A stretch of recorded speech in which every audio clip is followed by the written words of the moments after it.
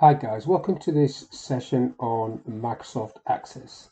In this module, I want to show you how you can use an update query to update stock records, or in this example, this is the library database, how many books you have in stock. So this is part 4 of the library database series, and let's just recap where we're at. Now I've done a few changes in terms of the fields, so let's have a quick look. So I don't think I've changed anything in there. So that's the same as it's always been. The table is just a list of books and the author. Then you've got customers, list of customers. If I go back into design, you can see the fields. Nothing weird and wonderful about that. And the sales table is the one I've changed slightly. So I'll just change these labels to customer ID, book ID, etc. and QTY1 there, which I don't really want that one. So I'll just go into design and get rid of that.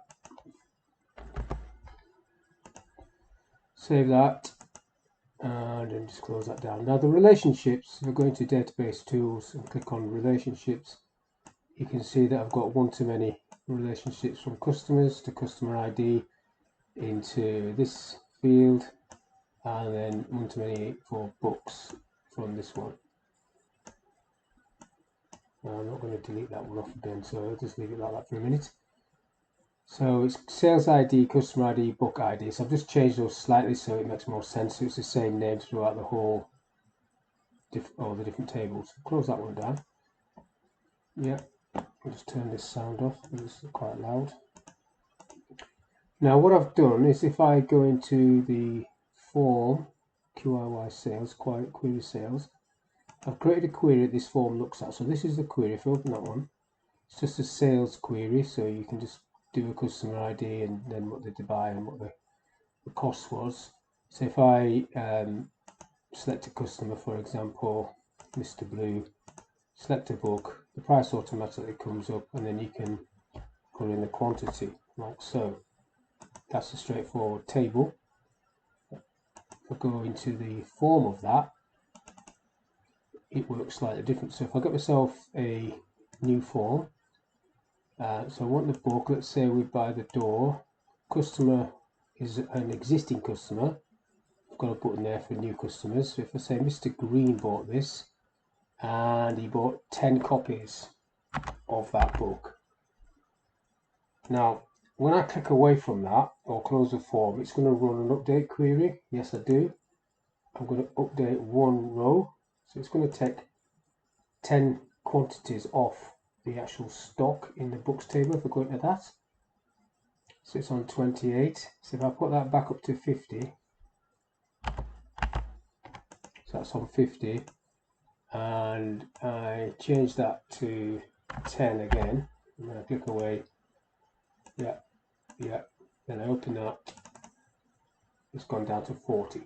So that's what the update query is doing. Now if I close that and close this, let's have a look at the update query. If I go to design on that, what you've got is an update, so it's set to update, and I've added the books table, which is where the stock levels are. So basically it's the quantity from the books table minus whatever gets typed in the form FRM query sales, and the field name I've called the field amount. Now the criteria is book ID from books, where on the form the book ID field is equal, so that's the criteria. So the book ID field, so if you select a book, it's got an ID, that is what is going to be updated. If you didn't do this, everything would be updated.